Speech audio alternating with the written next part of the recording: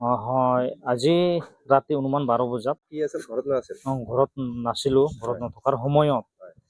যেহেতু আমি আমাৰ আচাৰ ল'ৰাৰ লগত আৰু বাকী দল সংগঠনৰ ল'ৰাৰ লগত যেহেতু এইখিনি সময়ত আমি সবেই চাবলৈ গম পাই আছো ইলেকশ্যনৰ এটা বতৰ, তো আমি গোসাইগাঁৱত মানে বহি আলোচনা বৰ কৰিয়ে আছিলো কি কৰা যায় কিনে ৰাতি।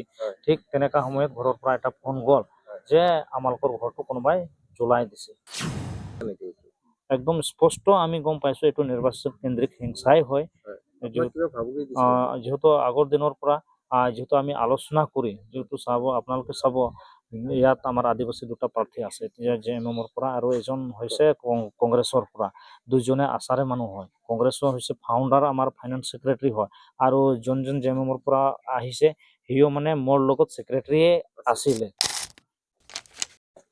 অতি দুৰ্ভাগ্যজনক কথা যে নিৰ্বাচনেৰ প্ৰাক সময়ত এই ঘটনাটো হওয়া। আমি এটা তো গৰিহণা দিবই লাগিব, আৰ তীব্ৰ গৰিহণা মই দিওঁ ইয়াক।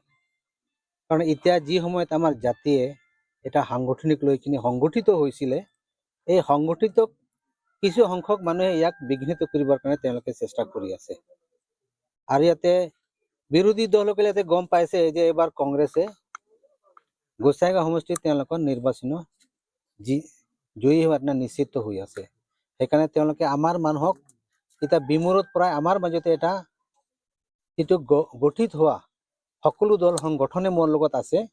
আমাৰ যিমান আছে ছাত্ৰ সংগঠনৰ পৰা আৰম্ভ কৰি সামাজিক সংগঠনবিলাক গোটেইবিলাকে মোৰ লগত আছে।